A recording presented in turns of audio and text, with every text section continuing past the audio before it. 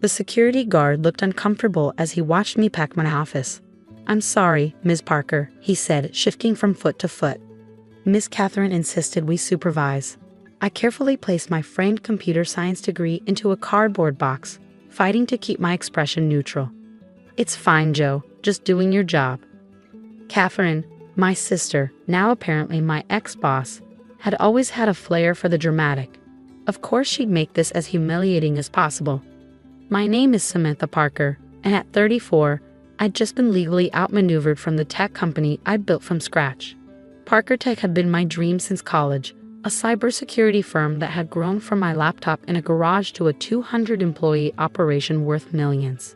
But I'd made one crucial mistake, trusting my sister when she offered to handle the legal side of things.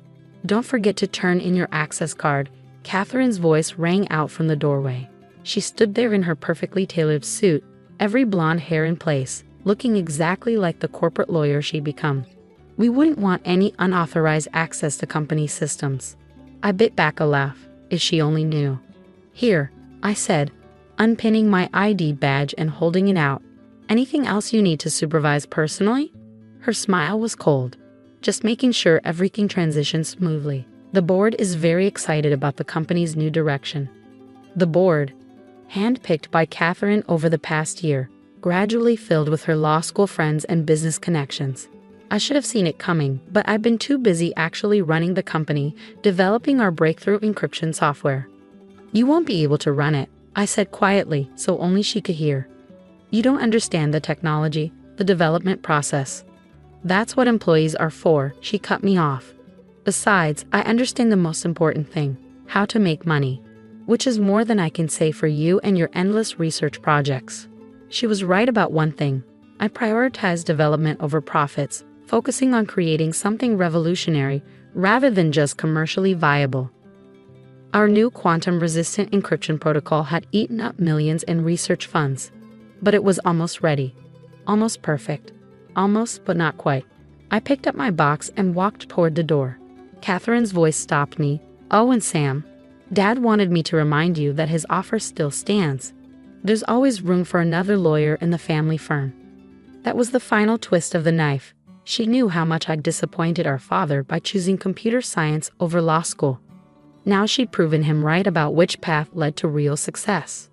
Or so she thought. Later that evening, I sat in my apartment, surrounded by screens showing lines of code.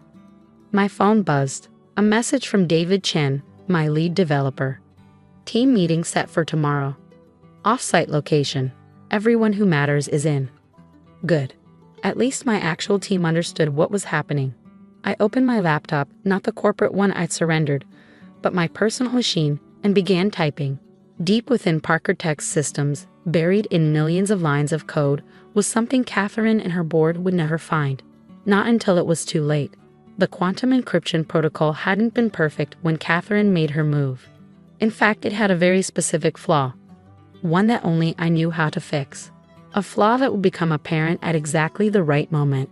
My phone buzzed again. This time it was Marcus Zhang, our head of operations. Kay just announced new leadership team. All corporate lawyers, no tech background. She's killing R&D department next week. Exactly as I predicted. Catherine saw our research division as a money pit, not realizing it was the heart of what made Parker Tech valuable. She'd replace innovation with litigation, patents with lawsuits. I typed a brief response. Stick to the plan. Keep everything documented. The next morning, I met my core team at a small coffee shop across town.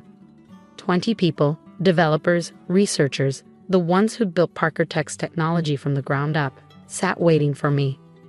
First, I began. "Thank you for coming. I know Catherine's been making threats about non-compete agreements. Those won't hold up, Lisa," our HR director, who'd quit the moment I was pushed out, interjected. "Not with the documentation we have about how the takeover happened." I nodded. "True, but that's not why we're here. David, show them." David opened his laptop, displaying a series of code repositories. Everything we'd been working on for the past year. The quantum encryption protocol, the neural network security system, all of it has been properly backed up and documented, including all the development logs showing who actually created these systems. But the company owns the intellectual property, Tom, one of our senior developers, pointed out. Catherine made sure of that. I smiled. The company owns what they think is complete, working software. What they actually have is a version with a very specific vulnerability, one that only becomes apparent when you try to implement it at scale. Understanding dawned on their faces. Mark, our head of testing, let out a low whistle. The beta version. You never uploaded the final fixes. Because I knew this was coming, I confirmed.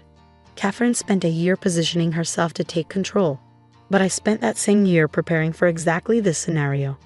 I pulled out a stack of papers and corporation documents for a new company. Welcome to Quantum Security Solutions. We're small, we're independent, and we're about to revolutionize cybersecurity. Who's in? Every hand in the room went up. Over the next few weeks, we worked in secret, setting up our new operation while watching Catherine systematically dismantle everything we'd built at Parker Tech. She brought in corporate lawyers to run development teams, focused on patent litigation instead of innovation. The press releases were glowing. Parker Tech announces new direction under dynamic leadership. The stock price even went up initially as Catherine promised increased profits through aggressive market positioning. Then came the day I'd been waiting for. Sam, David called from his workstation in our small new office. They're trying to implement the encryption protocol for their first major client. I moved to watch over his shoulder as error messages began flooding Parker Tech's internal systems. The flaw I'd left in the code, elegant, subtle, but catastrophic at scale, was emerging exactly as designed. My phone lit up with a text from Lisa, who still had friends inside Parker Tech. Complete chaos. Systems rejecting all security certificates, keys losing it. I could picture it, Catherine in her perfect suit, facing angry clients and board members, trying to explain why their revolutionary security system was collapsing. She'd blamed the development team she'd fired, the research she'd defunded, everyone but her stuff. But the best part was still to come. Catherine's call came exactly 3 hours after Parker Tech's systems began failing.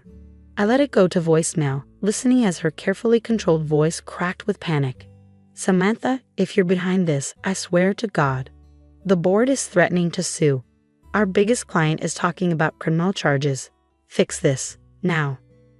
I waited another hour before responding, just long enough for the first news stories to break. Parker Tech's security system fails major implementation test. The company's stock was already dropping. When I finally called back, Catherine answered on the first ring. What did you do? She demanded. Me? Nothing. I've been busy starting my new company. How's the encryption protocol working out? Don't play games, she snapped. Every system is failing. The code, something's wrong with it. Of course something's wrong with it, I said calmly. It's not finished. The version you have is a beta build with a critical vulnerability. The finished version with the fix, that's proprietary technology belonging to Quantum Security Solutions. The silence on the other end was deafening. You see, Catherine, I continued, while you were busy with your legal maneuvers, I was documenting everything. Every development step, every test, every improvement, including the final fixes that make the system actually work. All properly dated, signed, and witnessed. That's impossible, she whispered. The company owns all the IP. The company owns what was in its systems when you took over. The critical updates that make it functional? Those were developed independently after you pushed me out. And before you try claiming otherwise, I have timestamps, blockchain verification, and witness statements from the entire development team. I could practically hear her mind racing, looking for a legal loophole. The non-compete agreements are void due to the hostile takeover, I finished. Your own actions invalidated them. You might want to consult a lawyer about that. Oh wait, you are one. Later that day, Parker Tech's board called an emergency meeting. Catherine tried to blame the system failure on sabotage, on disgruntled employees, on anything but her own actions. But the evidence was clear. The version of the encryption protocol they owned simply didn't work without the updates. Updates that now belong to my new company. Updates that their entire business model depended on. The next week was chaos. Parker Tech's stock plummeted as clients began pulling out. The board members Catherine had so carefully cultivated turned on her, realizing their legal backgrounds hadn't prepared them to handle a technical crisis. Then came the offer I'd been waiting for. Ms. Parker, The call came from James Martinez, Parker Tech's largest investor. We need to talk about acquiring quantum security solutions. I smiled. I'm not interested in selling. Name your price, he pressed. Parker Tech needs those updates. No, I said firmly. What Parker Tech needs is new leadership. Someone who understands that technology companies should be run by people who understand technology. There was a long pause. You want your company back? On my terms, complete control of technical development, a board that includes actual tech experts. And Catherine? She needs to go. The negotiations took 2 weeks. In the end, Parker Tech's board had no choice. Their company was worthless without the encryption protocol updates, and their shareholders were demanding action. The day I walked back into my old office, Catherine was waiting. She'd lost her polished look. Her hair was messy, her expensive suit wrinkled. You planned this, she said. All of it. I learned from you, I replied. You taught me that sometimes you have to think like a lawyer, document everything, prepare for the worst, protect your interests. I just applied those lessons to technology instead of legal proceedings. She laughed bitterly. Dad was right about one thing, you would have made a hell of a lawyer.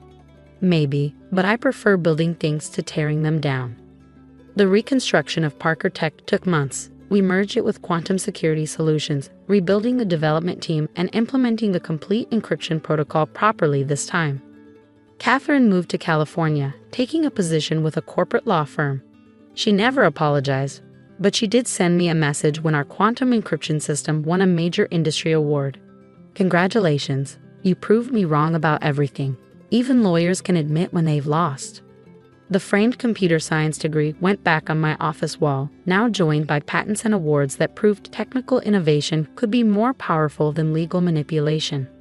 Dad even called to say he was proud, though he still mentioned that the family law firm had an opening if I ever changed my mind. I kept the beta version of the encryption protocol, the one with the elegant flaw, framed in my office as a reminder. Sometimes the best defense isn't in the code you write, but in the code you don't write. And sometimes the best revenge isn't about destroying your enemies, but about building something they can't touch.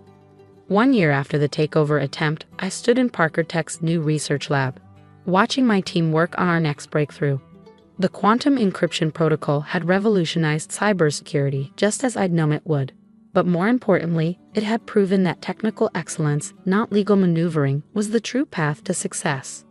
Catherine's nameplate from her brief tenure as CEO sat in my desk drawer, not as a trophy, but as a reminder that power based on manipulation is always vulnerable to truth and competence. The company she tried to steal had become something greater than either of us had imagined, precisely because her actions have forced me to protect and perfect our technology in ways I might never have considered otherwise. Sometimes I realized the people who try to destroy you end up making you stronger. Not because of what they do, but because of how you choose to respond. That's the thing about technology. In the end, it doesn't care about legal documents or corporate maneuvers. It only cares about whether it works. And making things work, that's what I do best.